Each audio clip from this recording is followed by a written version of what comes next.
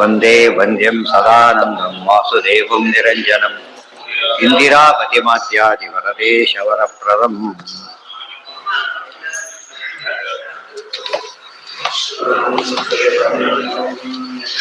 ಯಾವ್ದೈತೀಗ?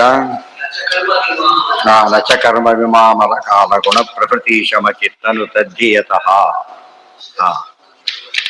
ಹರಿರೇವ ಪರೋ ಹರಿರೇವ ಗುರು ಹರಿರೇವ ಜಗತ್ ಪಿತೃಮಾತ್ರ ಗತಿ.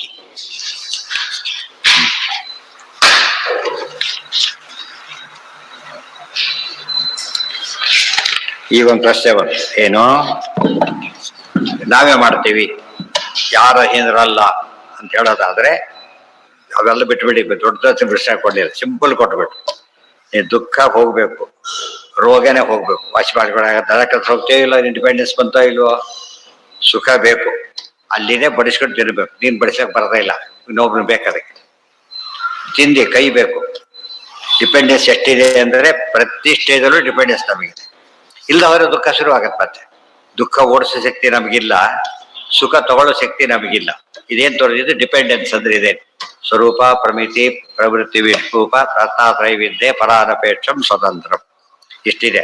ಅಂದ ಮೇಲೆ ಇನ್ನೊಬ್ನಿಲ್ಲ ಅಂತ ಹೇಳಾಗಿಲ್ಲ, ಇನ್ನೊಬ್ನಿದ್ದಾನೆ. ಅವನಿಂದ ಕೆಲಸ ಅಂತೂ ಆಗಿಬಿಟ್ಟಿದೆ. ಕೆಲಸ ಅಂತೂ ಆಗಿದೆ, ನಮ್ದಿದಲ್ಲ. ಮತ್ತೆ ಯಾರು ಮಾಡಿರ್ಬೇಕು ಅಂತ ಪ್ರಶ್ನೆ ಈಗ.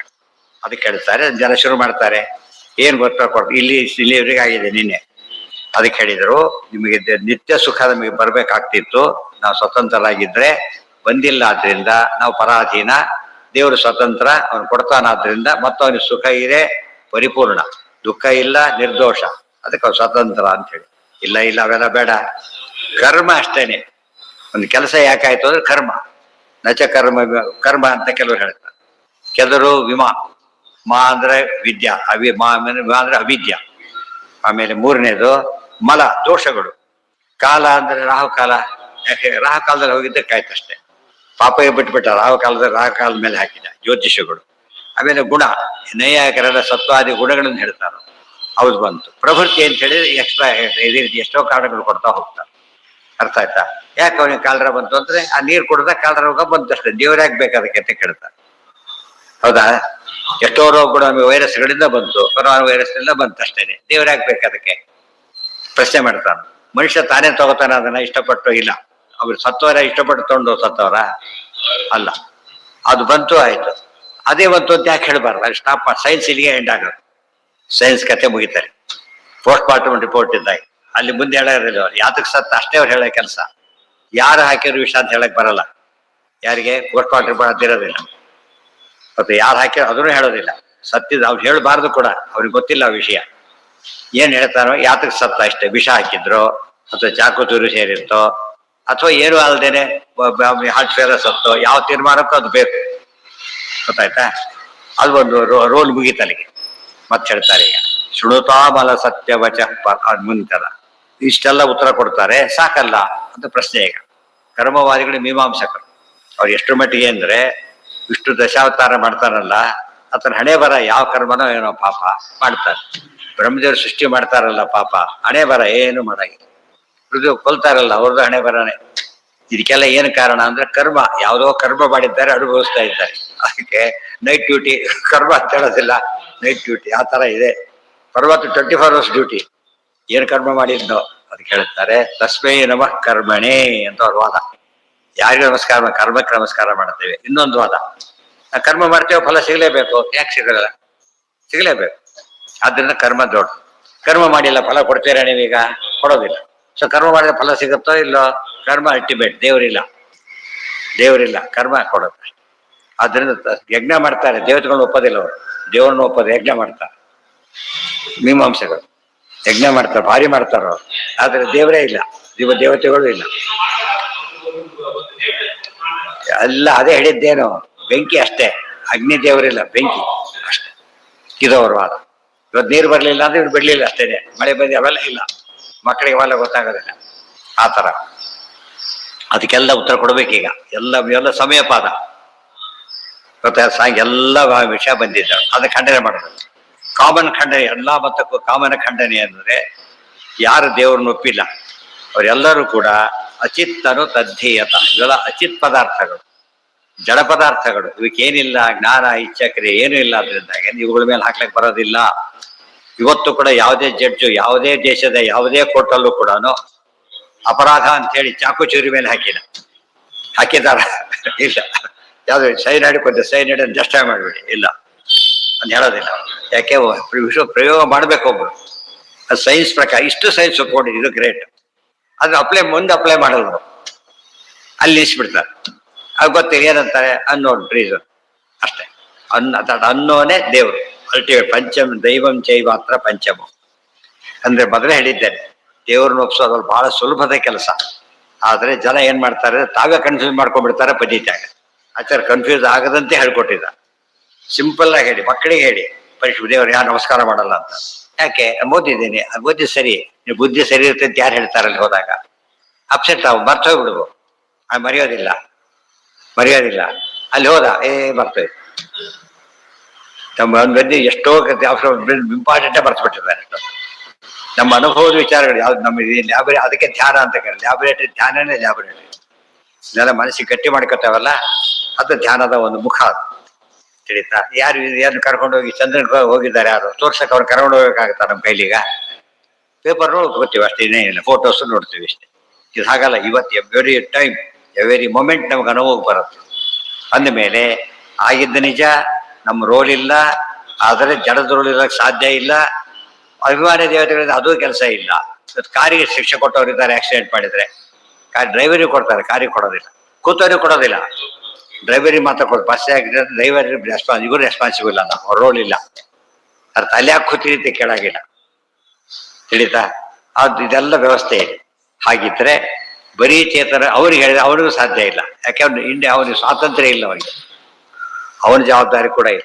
ಓನರ್ಗೆ ಹಾಕ್ತಾರೆ. ಈಗ ಕಾರ್ ಓನರ್ ಹಿಡಿತಾರೆ, ಅಲ್ಲಿಂದ ಶುರುವಾಗಿ ಅವ್ನು ಡ್ರೈವರ್ ಬಂದಿತ್ತು, ಅವ್ನಿಗೆ ಯಾಕೆ ಕೊಟ್ಟಿರಿ ಫಸ್ಟ್ ಈಗ ವೆರಿಫೈ ಮಾಡಿದ್ರ ಇಲ್ವೋ?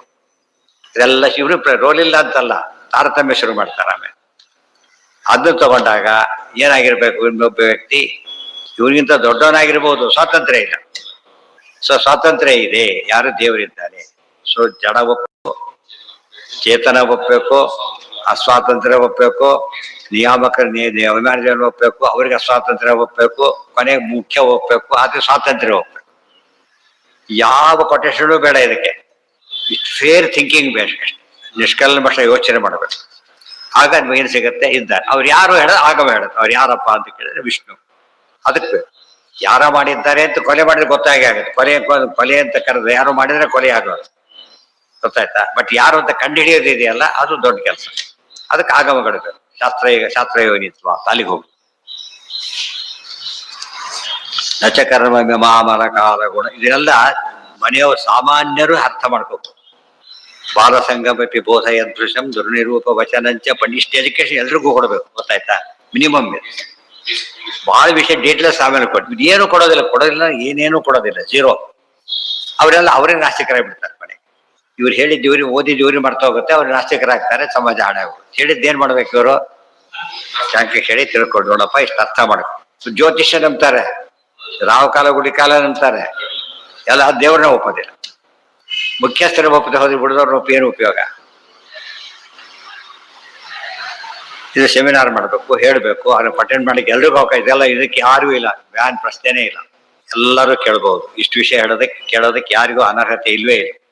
ಇಷ್ಟ ಇಲ್ಲ ಬೇಡ, ಇಷ್ಟ ಇದ್ರೆ ಹೇಳ್ಬೋದು. ಇಷ್ಟು ಹೇಳಿದಾಗ ಇದೆ. ಆಮೇಲೆ ಇದರಲ್ಲಿ ಯಾರು ಅಂತ ಕೇಳಿದ್ರೆ ಸ್ವತಂತ್ರ. ಅವ್ರು ಯಾರು ಅಂತ ಹರಿರ್ ಯಮಯೇ ರೀತಿ ವೈದಿಕ ಮಸ್ತಿ ವಚಃ, ಹರಿ ಮಾಡ್ತಾನೆ ಅಂತ ಹೇಳಿದ್ದಾರೆ ನಮ್ಮ ಫಿಲಾಸಫಿ. ಒಂದೇ ಶ್ಲೋಕದೊಳಗೆ 2 ಶ್ಲೋಕ ಓದಿಬಿಟ್ರೆ ಇಡೀ ಸಮಯಪಾದ ಸಾರಾಂಶ ಬಂದು ಹಿಡಿತಾ. ಅದು ಎಕ್ಸ್ಪೆನ್ಷನ್ನೇ ಅಲ್ಲಿ ಓದಿದಾಗ ನೀಟಾಗಿ ಗೊತ್ತಾಗುತ್ತೆ. ಸಂಬರಿ ಅಂದ್ರೆ ಹೇಗೆ ಬ್ರಹ್ಮಸೂತ್ರ ಭಾಷೆ ಓದಿರ್ತೇವೆ ನಾವು, ಹೇಗೆ ಅಪ್ಲೈ ಮಾಡ್ಕೋಬೇಕು ತೋರಿಸ್ತಾರೆ, ಹೇಗೆ ಅಪ್ಲೈ ಮಾಡ್ಕೋಬೇಕು. ಭಾಗವತ ದೃಷ್ಟಾಂತ ಕೊಡ್ತಾರೆ. ಮಾತಾಡ್ತಾ ತಿಂತ ತನ್ನ ನಾಲಿಗೆ ತಾನೇ ಕಚ್ಕೊಂಡ್ಬಿಡ್ತಾನೆ. ಯಾರ ಮೇಲೆ ಸಿಟ್ಟಾಗಬೇಕು ಅವನೀಗ? ಯಾರ ಮೇಲೆ ಆಗ್ಬೇಕು ಈಗ? ಅದು ಕೆಲಸ ನಾಲಿಗೆ ಕಟ್ಟಾಗಿ ಹೋಗ್ಬಿಟ್ಟಿರುತ್ತೆ, ರಕ್ತ ಬರ್ತಿರುತ್ತೆ. ಅವ್ನ ನಾಲಿಗೆ ಮೇಲೆ ಕಡ್ಕೊ, ಇನ್ನಷ್ಟು ಜೋರ ಕಡ್ಕೋಬೇಕು, ನಾಲಿಗೆ ಹೋಗುತ್ತೆ ಅಷ್ಟೇ. ನಾಲಿಗೆ ಜಾಕ ಬರ್ತೀರಾ? ಇಲ್ಲ, ನಿಂದೇ ನಾಲಿಗೆ ಮತ್ತೆ ನಿಂದೆ ನೀನೇ ಕಚ್ಕೊಂಡು. ಇದು ಹೇಗೋ ಹಾಗೇನೆ ಇವತ್ತು ನಮ್ಮ ನಾಲಿಗೆ ನಾವೇ, ನಮ್ಮ ಕರ್ಮ ನಾವೇ ಅನುಭವಿಸ್ತಾ ಇದ್ದೇವೆ. ವ್ಯವಸ್ಥೆ ಮಾಡಬೇಕು ಪರಮಾತ್ಮ ಇದ್ದಾರೆ. ಯಾರು ಉದ್ದೇಶಗಳು ನಾಲಿಗೆ ಕಚ್ಕೋತಾರೆ? ಯಾರು ಕಡ್ಕೊಂಡು ನೋಡೋಣ ಅಂತ ಕಡ್ಕೊಂಡು ಯಾರು ಬರಲ್ಲ ಬೈದ್ರೆ ಅಲ್ಲಿ ಕಚ್ಕೊಂಡ್ಬಿಡ್ತಾನ ಇಲ್ಲ. ಕಚ್ಚೋಡಿದ್ದು ಹೌದು, ರಕ್ತ ಬಂದಿರೋದು ಹೌದು. ಯಾರು ಮಾಡಿದ್ರೆ ಈಗ ಹಲ್ಲು ಮಾಡಿತ್ತು, ಹಲ್ಲು ಕಿತ್ತು ಹಾಕೊಂಡ್ರೆ ಹೋಗುತ್ತೆ ಅಷ್ಟೇ. ಕಿತ್ತು ಹಚ್ಬಿಡ್ತಾ ಹಲ್ಲು ಕಿತ್ತೋದು ಬಿಟ್ಟ ಆ ಕಡೆಗೆ, ಇನ್ನೂ ಪ್ರಾಬ್ಲಮ್ ಜಾಸ್ತಿ ಆಯ್ತು. ಅಲ್ಲ, ಜಡ ಪದಾರ್ಥ ಚೇತನ ತಾನೇ ತಾರ್ಕೊಳ್ಳೋಕೆ ಸಾಧ್ಯ. ಇನ್ನೊಬ್ರು ಇರ್ಬೇಕಲ್ಲ. ಭಾಗವತ ದೃಷ್ಟಾಂತ ಕೊಡ್ತಾರೆ ಇದನ್ನ. ಇವನ್ ಬರ ದೃಷ್ಟಿಗೀತಲ್ಲಿ ಹೇಳ್ತಾರೆ ಮಾತನ್ನ. ಅದಿಷ್ಟು ಸಂಬರಿ ಕೂಡ ಇದು ಭಾಗವತ ತಾತ್ಪರ್ಯ. ಅನೇಕ ಆಂಗಲಲ್ಲಿ ನೋಡ್ತಾ ಹೋಗ್ಬೇಕು. ಆಚಾರ್ಯ ಒಂದೊಂದು ಮಾತುಗಳ ಹಿಂದೆ ದೊಡ್ಡ ನೋಡ್ತೀರಿ ಅಷ್ಟಂದ್ರೆ ಫೌಂಡೇಶನ್ ಇದೆ ಅದರೊಳಗೆ. 11ನೇ ಫೌಂಡೇಶನ್ ಕೇಳೋದು ಅಲ್ಲಿ ಕಾಣೋದಿಲ್ಲ. ಫೌಂಡೇಶನ್ ನಿಮಗೆ ಕೆಳಗೆ ಕೂತಿದೆ ಫೌಂಡೇಶನ್, ಗೊತ್ತಾಯ್ತಾ? ಅದ್ರ ಭಾರ ಎಲ್ಲ ಇದು ಹೊರದು ಆಚಾರ್ಯ ಬರವಣಿಗೆ ಹಾಕಿ ಆ ರೀತಿ ಸ್ಟಡಿ ಮಾಡಬೇಕು. ಚಿದಚಿತ್ತನು ಸರ್ವಮಸೌತು ಹರಿರಿ ಯಮಯೇದಿತಿ ವೈದಿಕ ಮಸ್ತಿ ವಚಃ. ಜಡಕ್ಕೆ ಒಬ್ಬ ಚೇತನ ಸಾಕು, ಆದ್ರೆ ಸ್ವತಂತ್ರ ಆಗಿರೋದು ಅವನಲ್ಲ. ಆದ್ರಿಂದ ಅಲ್ಟಿಮೇಟ್ಲಿ ದೇವರೇ. ಈ ಜಡ ಪದಾರ್ಥದಲ್ಲಿ ಆಕ್ಷನ್ ಕಂಡ್ರು ದೇವ್ರಿಗೆ ರೆಸ್ಪಾನ್ಸಿಬಲ್. ಯಾರೇ ಏನೇ ಮಾಡಿದ್ರು ಕೂಡ ಒಳಗೆ ದೇವ್ರ ರೆಸ್ಪಾನ್ಸಿಬಲ್. ಇದು ಅರ್ಥ ಆದ್ರೆ ಭಗವದ್ಗೀತೆ ಅರ್ಥ ಆಗ್ತದೆ, ಗೊತ್ತಾಯ್ತಾ? ಏನಂ ವೇತ್ತಿ ಹಂತಾರಂ ಏನಂ ಮನ್ಯತೆ ಹತಂ ಉಭೌತೌನ ವಿಜಾನೀತಃ ನಾಯಂ ಅಂತಿ ನಾನ್ಯ. ಈ ಮಾತು ಅರ್ಥ ಆಗುತ್ತೆ. ಕೊಲ್ಲೋದಕ್ಕೆ ಇವನು ಸ್ವಾತಂತ್ರ್ಯ ಇಲ್ಲ, ಸಾಯೋದಕ್ಕೆ ಅವನಿಗೂ ಸ್ವಾತಂತ್ರ್ಯ ಇಲ್ಲ. ಇನ್ನೊಬ್ಬನಿದ್ದಾನೆ. ಸ್ತೋತ್ರ ನಮಗೆ ಅಷ್ಟು ಎಜುಕೇಶನ್ ಕೊಡೋದು. ಸರಿಯಾಗಿಂದ ಅಭ್ಯಾಸ ಮಾಡಿ ಫಾಲೋ ಮಾಡ್ತಿದ್ರೆ ಇಡೀ ಶಾಸ್ತ್ರ ನಮ್ಮ ಕೈಲಿದ್ದ ಹಾಗೆ. ವ್ಯವಹಾರ ಹಿತಾಪಿ ಗುರೋರ್ ಜಗತಾಂ ನಹಿ ಚಿತ್ತಗತ ಸೈ ಸೌದ್ಯ ಪರಂ ಭಾವ ಪುರುಷ ಪುರುಷ ಪ್ರವರೋ ಹರಿರಿತ್ಯವದ ಸ್ವಯಮೇವ ಹರಿ. ಈಗ ಮುಂದಿನ ಪ್ರಶ್ನೆ. ಎರಡು ಶ್ಲೋಕದಲ್ಲಿ ಮೊದಲೇ ಹೇಳಿ ಸಮಯ ಪಾದ ಪೂರ್ತಿ ಬಂತು. ಮುಂದೆ ಏನೋ ಮೊದಲು ಹೇಳ್ತಾರೆ. ಇನ್ನು 2 ಶ್ಲೋಕದಲ್ಲೇ ಮುಗಿಸ್ಬಿಡ್ತಾರೆ. ಎಷ್ಟು ತಮಾಷೆ ಅಂದ್ರೆ ಮೊದಲಿಂದ ಸರಿಯಾಗಿ ಓದ್ಕೊತ ಹೋದ್ರೆ ಇಡೀ ಸಾಧನೆಯ ಮಾರ್ಗ ಎಲ್ಲ ವಿಚಾರ ಸಮಗ್ರ ಬ್ರಹ್ಮಸೂತ್ರ ಅನುಭಾಷ್ಯ ಅಷ್ಟಕ್ಕ ಇದು 32 ಶ್ಲೋಕ ಇದೆ. ಅದರಲ್ಲಿ 8ನೇ ಶ್ಲೋಕದಲ್ಲಿ ಮುಗಿಸ್ಬಿಡ್ತಾರೆ. ಮತ್ತೇನು 9 ತಿನ್ನೋದು ಬಾಲಸ ಇದು ಅಷ್ಟೇ, ಬರದ ಹೆಸರು ಅಷ್ಟೇ ಅದಲ್ಲ. ಇದು ಆಚಾರ ಕೌಶಲ. ಬಾಲ ಸಂಗಮ ಬೋಧೆಯ ದೃಶ್ಯ. ಆಚಾರ್ಯ ಚಿಕ್ಕವರಿಗೂ ಹೇಳಿ ಅಂತ ಹೇಳಿದ್ರೆ ದೊಡ್ಡವರಿಗೂ ತಿಳಿಬಾರದು. ಆ ರೀತಿ ಹೇಳಿದ್ರೆ ಎಷ್ಟು ತಪ್ಪಾಗತ್ತೆ. ಅಲ್ಲಿ ಬೇಕು ವಾಕ್ಯಾರ್ಥ ಆದ್ರೂ ಉಪಯೋಗಿಸಿ, ತಪ್ಪಲ್ಲ. ಇಲ್ಲೆಲ್ಲ ಉಪಯೋಗಿಸ್ಬಾರ್ದು ಅದನ್ನ. ನಿಮ್ಮ ಮನೆಗೆ ಕೇಳ್ತಾನೆ, ನಾಳೆ ತಿಥಿ ಆಗಿದೆ ಕೇಳ್ತಾನೆ. ಪಂಚಾಂಗ ತೆಗೆದು ಇದು ತೆಗೆದು ಎಲ್ಲ ತೆಗೆದು ಎಕ್ಸ್ಪೀರಿಯನ್ಸ್ ಶುರು ಮಾಡಿ ತಲೆ ಕೆಟ್ಟೋಗುತ್ತೆ. ಅದು ನಿಮ್ಮ ಹತ್ರ ಯಾಕೆ ಬರ್ತಿದ್ದೆ ಅದಕ್ಕೆಲ್ಲ. ನಾಳೆ ತಿಥಿ ಆಗಿದೆ ಹೇಳಿ ಅಷ್ಟೇ. ಸರಿ ನಂಬ್ತಾನ, ಸರಿ ಹೇಳ್ತಾನೆ, ನಮ್ಮ ಸಾಕಷ್ಟು. ಅವ್ನು ಇದೆಲ್ಲ ವರ್ಕಿಂಗ್ ಎಲ್ಲ ಕೊಡಬಾರದು. ಸಾಕು ಮಾಡ್ತಾನೆ, ಕೆಲಸ ಆಯ್ತು, ಒಳ್ಳೇದಾಯ್ತು ಅಷ್ಟೇ. ಆ ಸ್ಥಿತಿಯಲ್ಲಿ ಇರ್ಬೇಕು. ಅವ್ನು ಕೇಳಿದ್ದು ಸಾರ್ಥಕ ಆಯ್ತಾಗ. ಇಲ್ಲೆಲ್ಲ ನಾನೇ ಓದ್ತಿದ್ದೀನಿ, ನಿಮ್ಮ ಹತ್ರ ಯಾಕೆ ಬರ್ತಿದ್ದೆ ಆಗಿದೆ ಅಂತ ಹೇಳ್ತಾರೆ, ಗೊತ್ತಾಯ್ತಾ? ಕೆಲವರು ಸ್ವಲ್ಪ ಡೀಟೇಲ್ಸ್ ಕೇಳೋರು ಇರ್ತಾರೆ. ಇಲ್ಲಿ ಈ ಪರ್ಪಸ್ ಅದು ಸ್ವಲ್ಪ ಹೇಳ್ಬೋದು. ಅದು ಮಿನಿಮಮ್ ಹೇಳ್ಬೇಕಾದ್ರೆ ಎಷ್ಟು ಅಲ್ಲಿಂದ ಶುರು ಮಾಡ್ಬೇಕು. ತುರುಕ್ಲಕ್ಕೆ ಹೋಗ್ಬಾರ್ದೆಲ್ಲ ಕೂಡ.